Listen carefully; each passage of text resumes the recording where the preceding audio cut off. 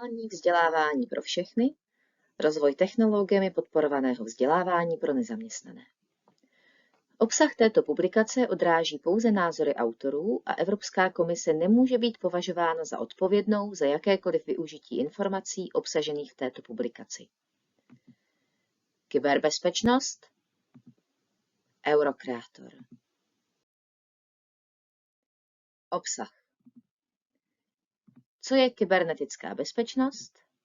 Typy malwaru, phishing, co to je a jak mu předcházet, prevence počítačových virů a boj proti nim, rychlé tipy a rodičovská kontrola. Lekce první. Co je kybernetická bezpečnost? Kybernetická bezpečnost je soubor procesů, osvědčených postupů a technologických řešení, které pomáhají chránit kritické systémy a sítě před digitálními útoky. Množství dat exponenciálně roste a stále více lidí pracuje a komunikuje odkudkoliv. Počet útoků se proto každoročně zvyšuje a nepřátelé vyvíjí nové metody, jak se vyhnout odhalení. Zločinci na to reagují vývojem sofistikovaných metod přístupu ke zdrojům a krádeží dat, sabotáží obchodních operací nebo vymáháním peněz. Efektivní program kybernetické bezpečnosti zahrnuje lidi, procesy a technologická řešení, které společně snižují riziko přerušení provozu, zpronevěry online platby, krádeže osobních údajů a další. Kybernetická bezpečnost zahrnuje v zásadě následující složky. Zabezpečení sítě, zabezpečení aplikací, zabezpečení koncových bodů, tedy počítačů, ochranu údajů, správu identit, zabezpečení cloudového úložiště, mobilní zabezpečení a zabezpečení souboru. Lekce druhá. Typy malwaru. Malware, což je zkratka pro škodlivý software, označuje jakýkoliv rušivý software vyvinutý kyberzločinci, často nazývanými hackři, za účelem krádeže dat a poškození nebo zničení počítačů a počítačových systémů.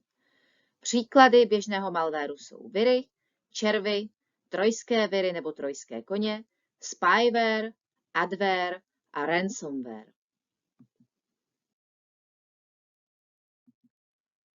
Adware je typ licence freewareu, který obsahuje funkci zobrazování reklamy. Vydavatel vydělává peníze zobrazováním reklam, obvykle tzv. Bannerů. Nejčastěji se program používá v aplikacích, které se připojují k internetu. Červy. V mnoha ohledech je počítačový červ považován za podobný počítačovému viru. Hlavní rozdíl spočívá v tom, že virus potřebuje jako hostitele soubor, zatímco červ je v tomto ohledu samostatný. Červy se šíří prostřednictvím sítí, které jsou připojeny k jednomu infikovanému kusu hardwaru. Využívá totiž zranitelnosti operačních programů a často spoléhá na naivitu uživatele. Červ ničí soubory, rozesílá nevyžádanou poštu nebo funguje jako trojský kůň. Červ může libovolně měnit svou funkčnost, protože stahuje další moduly ze sítě. Vytváří tzv. Botnety, aby mohl kontrolovat další činnost. Rabbit funguje tak, že provádí určitou operaci. Jednou z metod tohoto viru je duplikování souboru, dokud se nevyčerpá paměť počítače. Steelware. Steelware je navržen tak, aby okrádal nic netušící uživatele. Nejčastěji se používá k podvodným platbám online. Virus nahradí číslo účtu, na který má být platba převedena. Trojský kůň, známý také jako Trojan, je software, který se vydává za aplikace, které jsou pro uživatele zajímavé nebo potřebné. Trojský kůň zároveň instaluje nežádoucí prvky, včetně spywareu, jejichž prostřednictvím mohou systém ovládat nežádoucí osoby. Trojské koně sebou nesou četná nebezpečí, mezi jinými například ovládání pomocí zadních vrátek systému, špehování uživatelských dat, rušení antivirového softwaru, změna úvodní stránky webového prohlížeče zobrazování reklam, mazání souborů nebo vypnutí monitoru.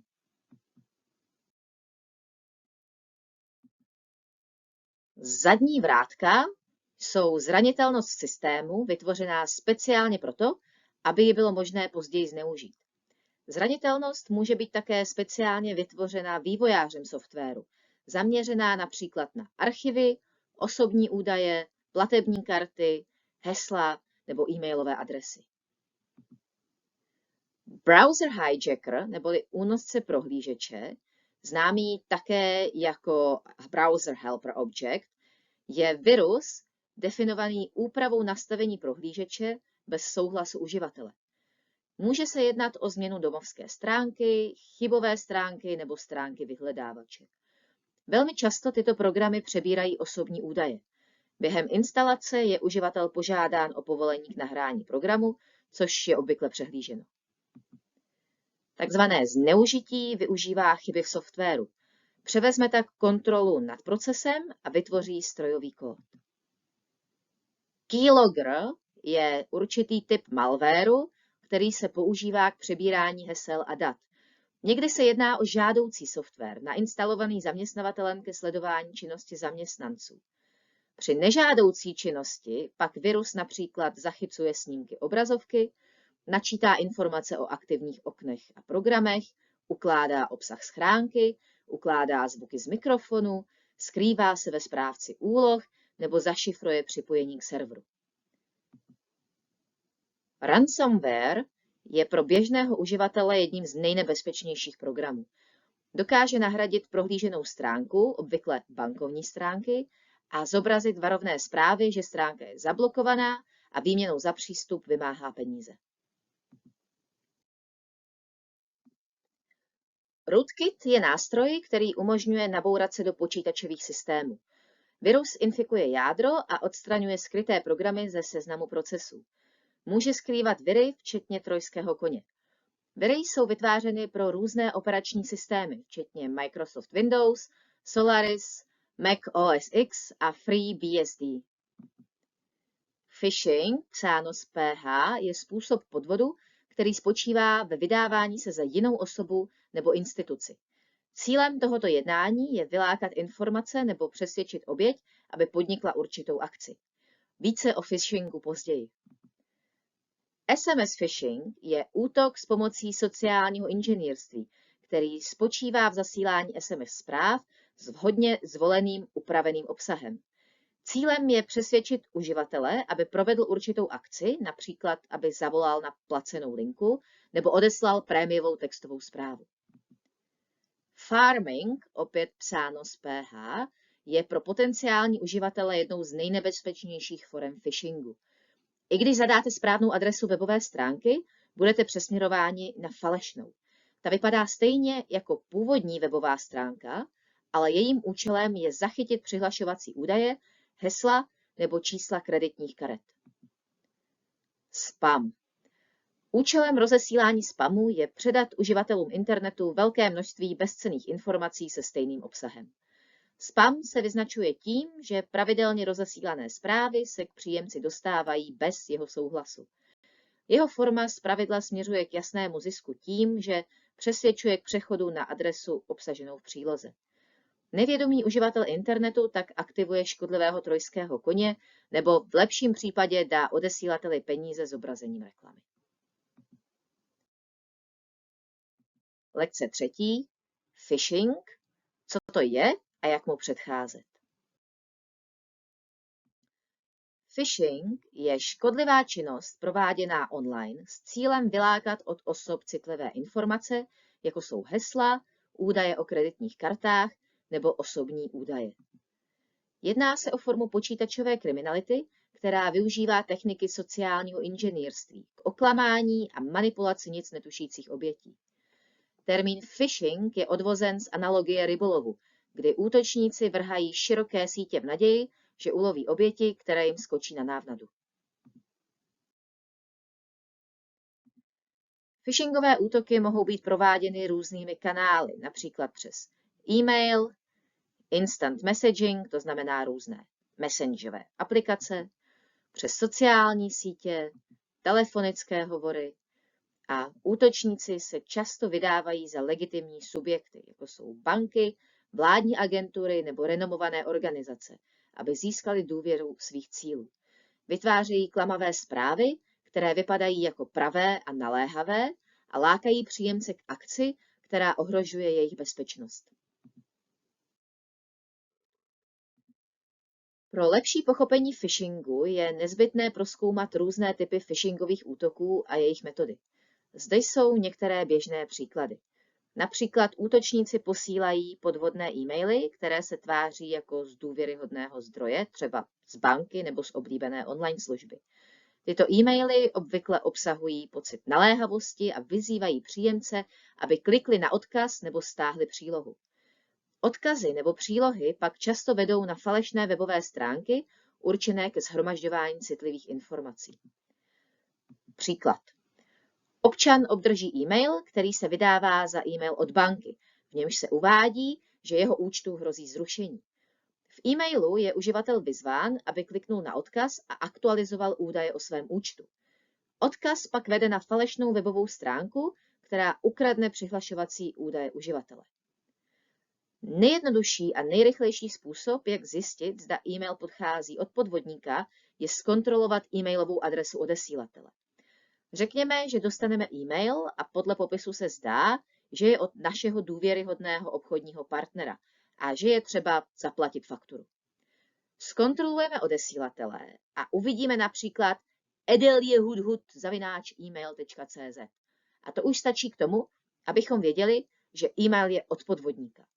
A pokud bychom si nebyli jistí, zda nám zákazník nebo partner posílá e-mail z takové adresy, zkontrolujeme předchozí e-maily, které jsme od něj doposud obdrželi. Kdybychom v tomto e-mailu klikli na odkaz na fakturu, pravděpodobně by došlo k pokusu o infikování našeho počítače. Podobně by k tomu mohlo dojít i s mobilním zařízením. Podobná je situace i v případě bankovních podvodů. Nezřídka se podvodníci vydávají za banku a žádají vás, abyste se přihlásili ke svému účtu a něco si tam ověřili. Pak byste si měli zkontrolovat dvě věci. Odesílatele e-mailu a adresu URL stránky, na kterou vám řeknou, abyste se přihlásili. Odesílatel. E-maily by měly vždy pocházet z domény banky, například @fio.cz nebo @kb pro komerční banku.cz. URL. Adresa URL by měla vždy patřit bance a před ní by měl být uveden protokol HTTPS. Pokud je adresa URL například loginmbank.ru nebo jiná, pak byste neměli podnikat žádné kroky a případně toto nahlásit policii a příslušné bance, aby mohli varovat ostatní zákazníky.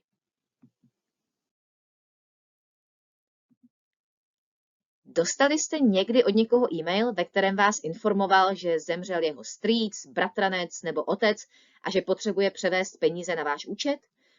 Nejčastěji takové e-maily přicházejí v angličtině, ale jsou i případy textu vloženého do překladače. Na takové e-maily neodpovídejte. Nejčastěji vás žádají o sdělení čísla účtu a všech údajů o vašem účtu. A čím více údajů o vašem účtu podvodníci nebo hackři mají, tím snadněji se dostanou k finančním prostředkům na tomto účtu. Velmi často se také stává, že hackři rozesílají viry, které z počítače odstraní všechna data, například rozesláním souboru s fakturou ke stažení. Útočníci mohou posílat falešné faktury, které napodobují vzhled legitimních faktur, často pomocí e-mailu nebo jiných elektronických prostředků. Cílem těchto podvodných faktur je přimět příjemce k platbám na podvodné účty, což vede k finančním ztrátám a potenciálnímu narušení dat. V boji proti podvodným fakturám je nezbytná ostražitost, ověřování pravosti faktur a používání důkladných bezpečnostních opatření. Takový e-mail je často doprovázen souborem RAR, který údajně obsahuje fakturu, zatímco ve skutečnosti obsahuje virus. Skutečné faktury se zasílají přímo ve formátu PDF, nikoliv jako zazipovaný soubor RAR. Tento typ e-mailových informací bohužel vypadá velmi věrohodně. Jediné, co prozrazuje, že něco není v pořádku, je mírně odlišná grafická podoba e-mailu oproti standardní a té, které dostáváte běžně od dané třeba banky, ale přesto je velmi podobná a jedná se mnohdy o skvělou imitaci. A také e-mailová adresa odesílatele, která může působit zvláštně, například je náhodně vygenerovaná.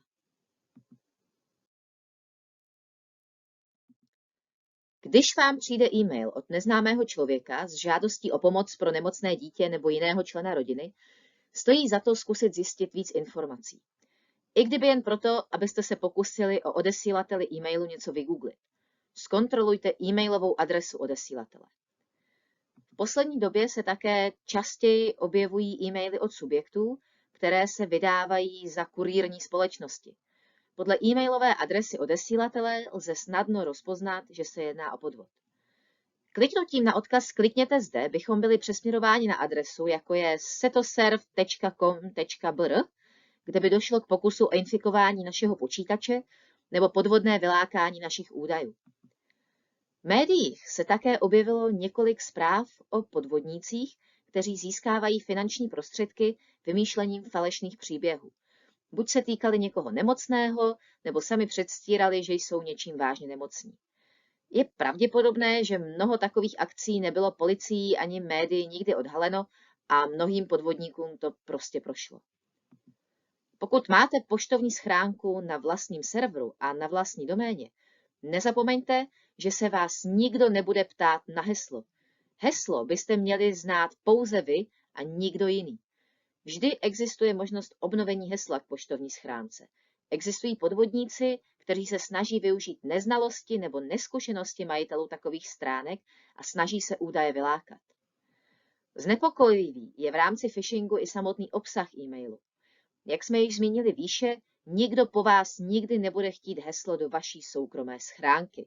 Pouze osoba, která zřizuje vaše webové stránky, vás může požádat o vytvoření poštovní schránky noreply@vašedoména.cz a poskytnutí hesla k ní, aby mohla zpracovávat odesílání e-mailů z webových stránek. Nejlepší je však jednoduše předat přístup k serverovému panelu takovému specialistovi a nechat ho, aby se o to postaral sám. Na druhou stranu se může stát, že vám dojde kapacita serveru a obdržíte oznámení, že služby, včetně e-mailů, brzy přestanou fungovat. Takové zprávy jsou však zasílány z e-mailových adres patřících subjektům, u kterých jste ke službám přihlášení, a to lze snadno ověřit. V takové situaci je třeba uvolnit místo na serveru, tedy ve vaší poštovní schránce, odstraněním nepotřebných souborů nebo starých e-mailů, nebo zakoupit větší balíček. Je možné, že obdržíte e-mail, jehož odesílatelem jste vy sami. V e-mailu bude obvykle uvedeno, že váš účet byl napaden hackerem. Je připojena výhruška, že buď převedete určitý počet peněz, typicky eur, na nějaký účet, nebo budou vaše zprávy zveřejněny. Pokud máte čas, vyplatí se tohle oznámit policii. Z takového e-mailu můžete získat IP adresu serveru, ze kterého byl odeslán. V aplikaci Gmail přejděte na možnost zobrazit originál a zkontrolujte IP adresu.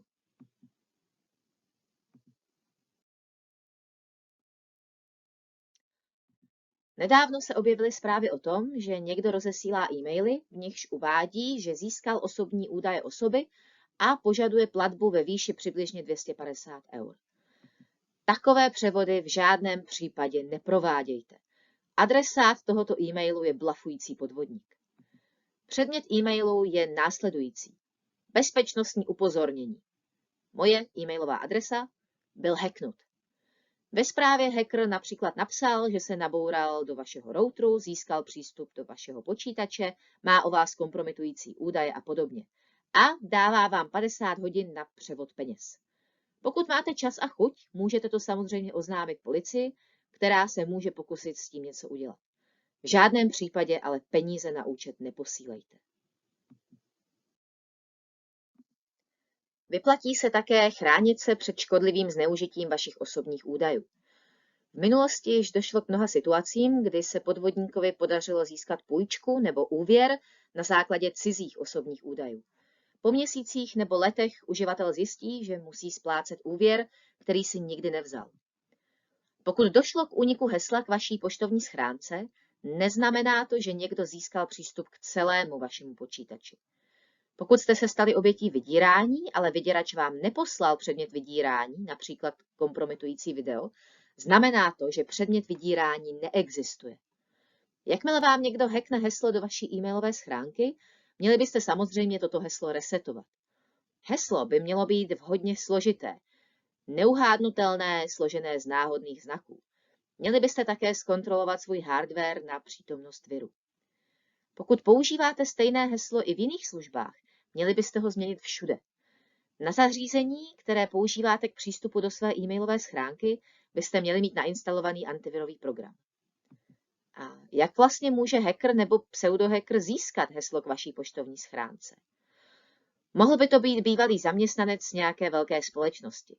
Vaše heslo také mohlo být někde ukradeno nebo uniknout spolu s tisíci či miliony dalších hesel uložených v databázi nějaké velké společnosti, například Adobe, Facebook, Google, Onet, Interia, VP a jiné. K takovým incidentům dochází pravidelně, proto nezapomeňte alespoň jednou za půl roku heslo změnit. Čím častěji, tím lépe.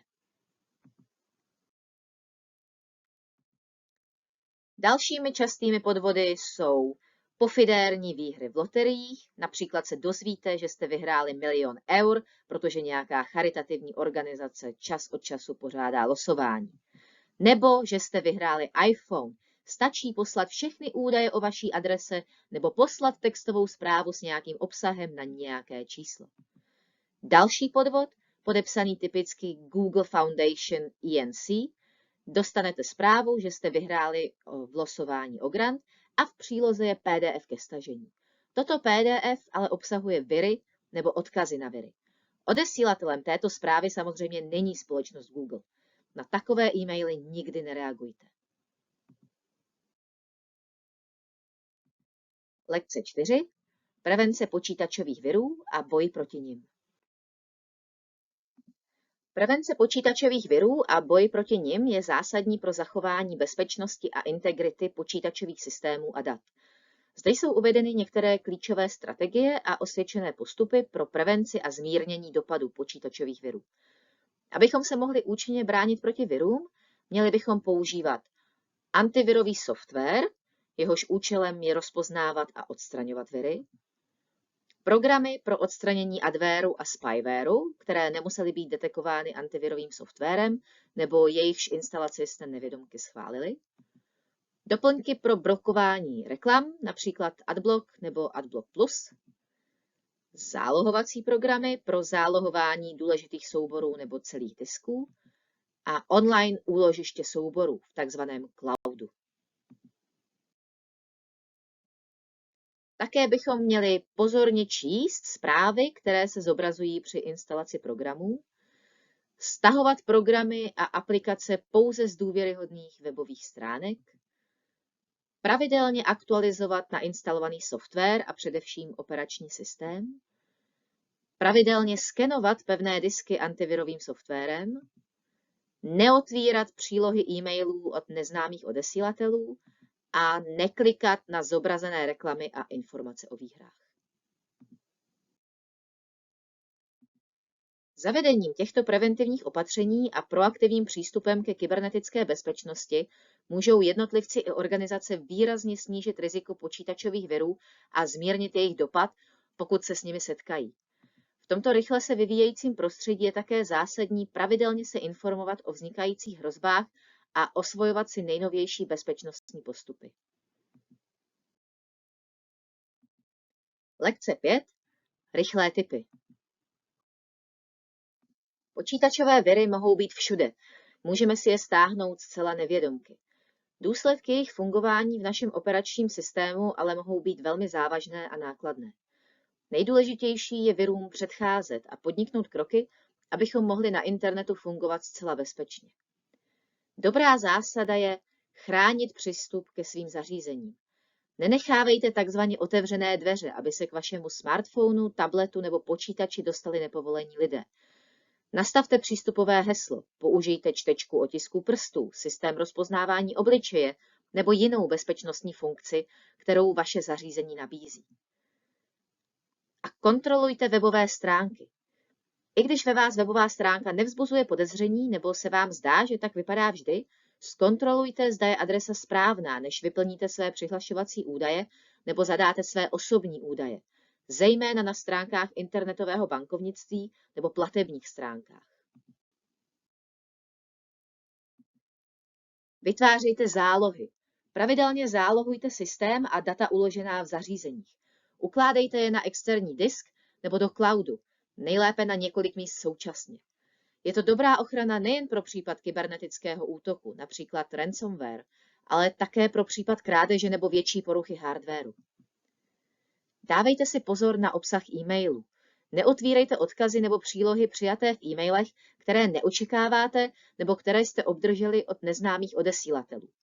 Zkontrolujte e-mailovou adresu odesílatele, i když si myslíte, že e-mail pochází od důvěryhodné osoby nebo společnosti. Ukončete používání e-mailových účtů, které nepoužíváte. Mějte své aplikace pod kontrolou. Soubory a aplikace stahujte pouze z důvěryhodných a ověřených zdrojů, například z oficiálních obchodů, jako jsou Google Play nebo App Store. Před instalací zkontrolujte jejich oprávnění a omezte přístup k datům, poloze nebo zařízením, například fotoaparát nebo mikrofon. Pravidelně odstraňujte ty programy, které nepoužíváte nebo neaktualizujete. Zvýšíte tím nejen bezpečnost, ale také výkon hardwaru. Sledujte chování svých dětí na internetu.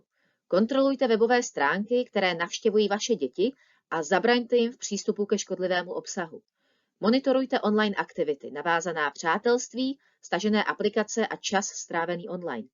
K tomu vám pomůže vytvoření individuálního účtu nebo profilu pro vaše dítě v zařízení s omezenými oprávněními a použití softwaru Rodičovská kontrola. Více o tom později.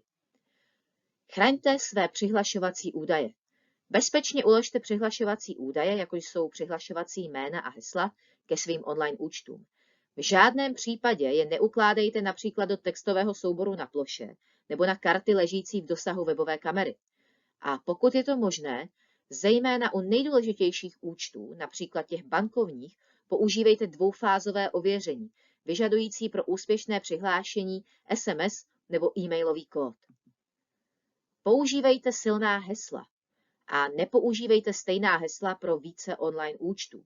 Pro každý z nich si vytvořte samostatné silné heslo obsahující velká a malá písmena, číslice a speciální znaky a pravidelně toto heslo měňte.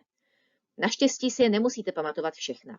Nástroje jako Password Manager vám je pomohou jak vygenerovat, tak i bezpečně uložit a synchronizovat ve všech vašich zařízeních. Zabezpečte svůj internetový prohlížeč. Nakonfigurujte si odpovídajícím způsobem svůj internetový prohlížeč a věnujte zvláštní pozornost nastavení zabezpečení a ochrany osobních údajů. Dávejte pozor na automaticky instalované nežádoucí doplňky, pluginy a rozšíření a instalujte pouze ty nezbytné z ověřených zdrojů. Prohlížeč neustále aktualizujte. Kontrolujte přístup k webové kameře. Když webovou kameru nepoužíváte, zakryjte ji. Nemusíte používat rozbočovač. Můžete použít praktické překryvy dostupné za pár desítek korun. Zkontrolujte a omezte přístup k webové kameře programům a aplikacím, které instalujete a používáte na svých zařízeních. Hotspoty používejte opatrně. Minimalizujte používání nezabezpečených nebo bezplatných veřejných sítí Wi-Fi, například v hotelech nebo kavárnách. Používejte je pouze k prohlížení, nepřihlašujte se k online službám ani nepřenášejte data, pokud se nepřipojujete pomocí sítě VPN. Odpojte zařízení, jakmile ukončíte jeho používání.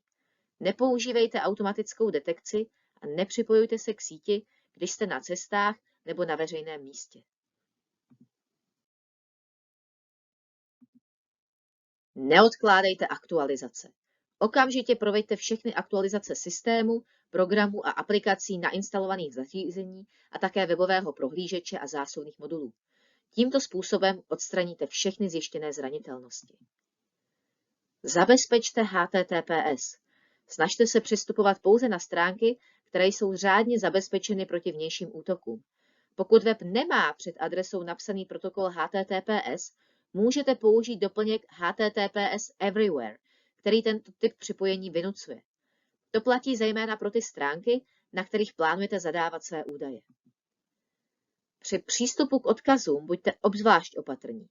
Velmi častým způsobem útoku na soukromí a získávání dat jsou e-maily zasílané do poštovních schránek, které obsahují podivné přílohy nebo vyzývají ke kliknutí na nějaké odkazy. Tento postup se označuje jako phishing a už jsme se o něm bavili. Neexistuje jediný a navíc 100% jistý způsob obrany. Nejlepší je prostě si dát pozor a nikdy je neotvírat. Mnohem bezpečnější je přejít na stránky, které vás zajímají sami. Omezte používání médií USB. Nepoužívejte externí média, disky, které patří jiným osobám a nepůjčujte svá vlastní. Nekontrolujte obsah a nepoužívejte náhodně nalezené zařízení USB. Dvoufázové ověření. Tam, kde je vyžadováno ověření, například u online plateb, je nutné provést ověření dvoufázové. To znamená, že kromě přihlášení na danou stránku si nastavíte například pomocí kódu, který obdržíte v SMS zprávě, druhou fázi ověření. Potenciální zloděj pak s velkou pravděpodobností nebude moci provést nákup bez vaší vůle. A nakonec buďte ostražití. Uvědomte si, že online útok se může stát každému uživateli internetu, včetně vás. Při každodenním používání internetu buďte rozumní a obezřetní a nezveřejňujte na internetu své soukromé údaje. Nenechte se zlákat speciálními nabídkami nebo výhrami. Nepřijímejte pozvání od cizích lidí na sociálních sítích. Lekce 6. Rodičovská kontrola. Mobilní zařízení, to jest chytré telefony nebo notebooky, používají děti ke komunikaci s rodiči a vrstevníky, ale také k učení a zábavě. Rodiče, kteří jsou si vědomi možných rizik, stále častěji volí bezpečnostní prvky, které poskytují dodatečnou ochranu zařízení, jež jejich děti používají. Jedním z příkladů je stále častěji používaná rodičovská kontrola, zabudovaná do různých antivirových aplikací. Funkce rodičovské kontroly není nic jiného než aplikace, která rodičům usnadňuje účinnou péči o počítač a chytrý telefon jejich dětí. Mezi nejčastější funkce rodičovské kontroly patří bezpečný internet, který blokuje přístup k obsahu nevhodnému pro dítě podle definovaných kategorií, například pornografie, hazardní hry, politika, alkohol, násilí a tak podobně. Řízení doby používání zařízení, kdy pomocí této funkce může rodič na dálku vypínat zařízení ve vybraných časech, například když se dítě učí. Kromě toho taková funkce umožňuje také snadno nastavit denní hodinový limit pro používání notebooku nebo smartphonu. Prohlížeč webových aktivit, který umožňuje snadno zjistit, co vaše dítě vyhledává z hlediska hledaných výrazů a videí. Funkce zobrazuje výrazy, které vaše dítě používá ve vyhledávačích, což usnadňuje reakci, pokud některá aktivita vyvolává obavy. Zprávy. Tato možnost nebo aplikace vytváří personalizované zprávy o online a počítačových aktivitách vašeho dítěte. Konzole pro správu rodiči. Prostřednictvím této konzole získají rodiče přístup ke speciální platformě v chytrém telefonu nebo počítači, ze které mohou spravovat bezpečnost a online aktivity svého dítěte. Rodičovský zámek je forma digitální podpory při péči o dítě. Dítě se může dostat na nevhodnou webovou stránku v jakékoliv situaci, například při prohlížení internetu na telefonu o přestávce ve škole. Důležité je, že rodičovský dohled není jen o ochraně dítěte na internetu. Jde také o to, abyste mohli průběžně ověřovat, kde a s kým se vaše dítě nachází, nebo dokonce kdo mu volá nebo píše. A co přesně je rodičovský dohled? Rodičovská kontrola je často založená na stažení příslušné aplikace do zařízení. Vezmeme-li si příklad ochrany při prohlížení webu na svém telefonu, nainstalujete dvojici programů do 2 chytrých telefonů. Svého a svého dítěte.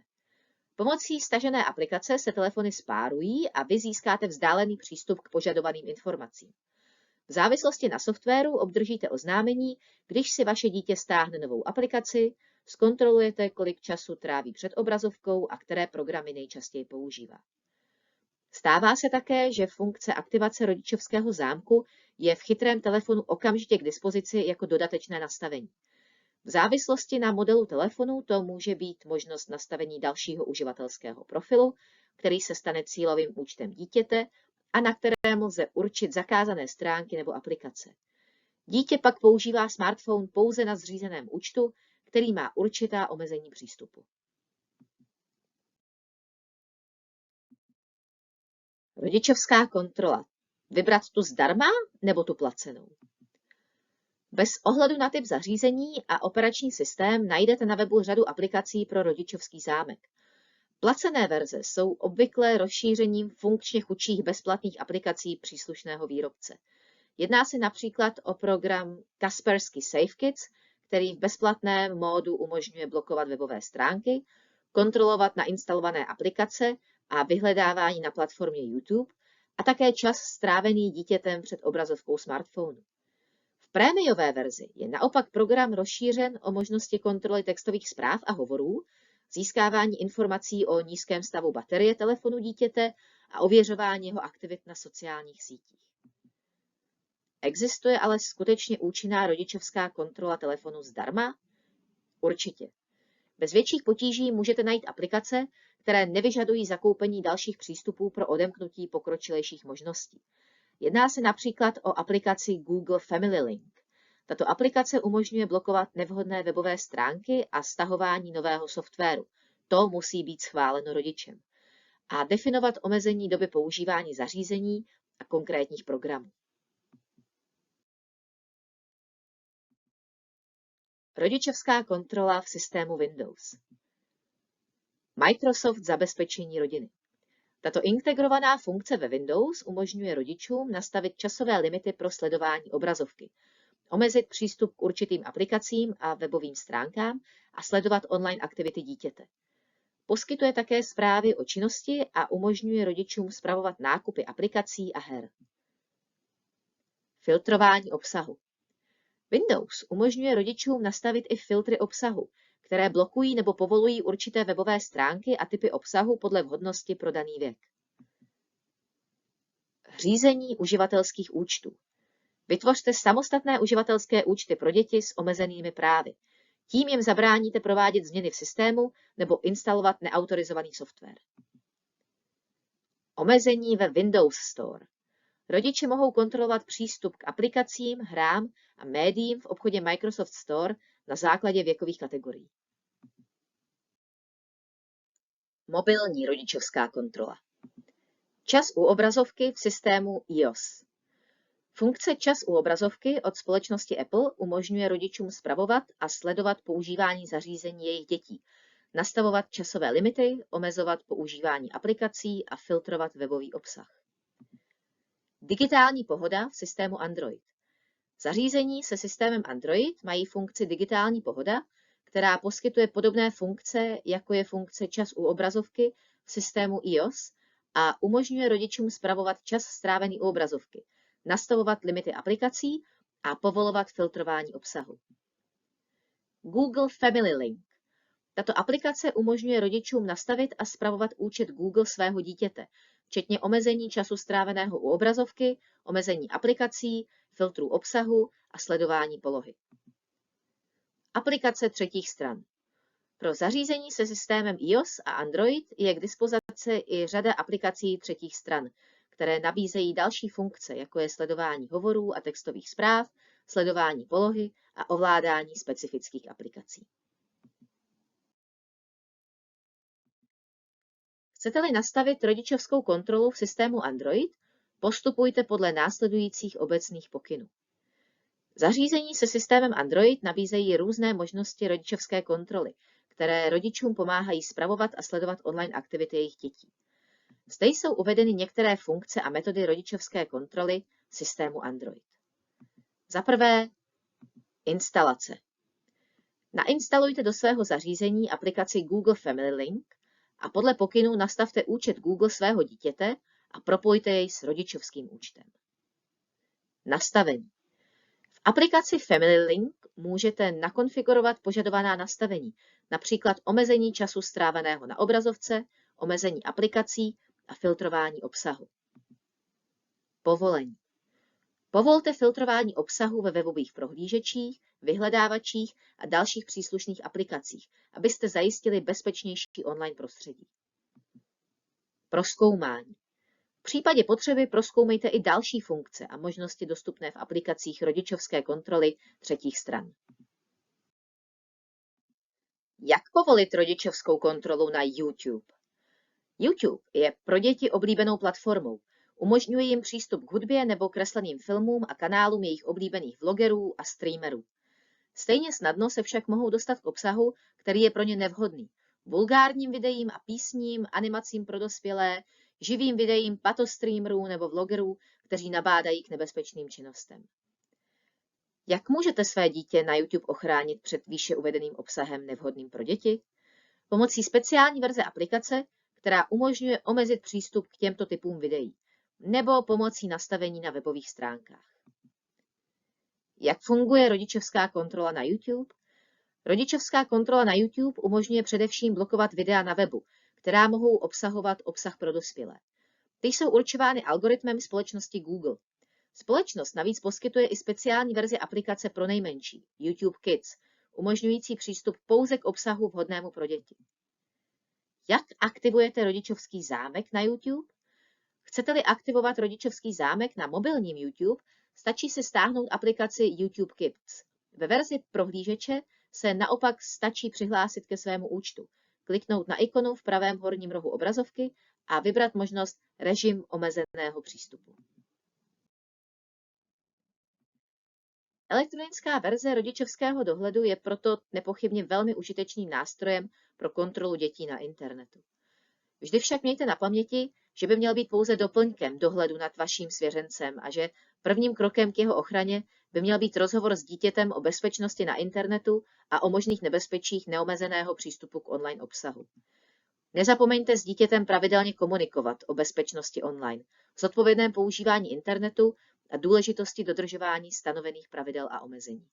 Funkce rodičovské kontroly by měly být používány ve spojení s otevřenou diskuzí, která děti poučí o rizicích online a zodpovědném chování v digitální oblasti. Konec. Děkuji.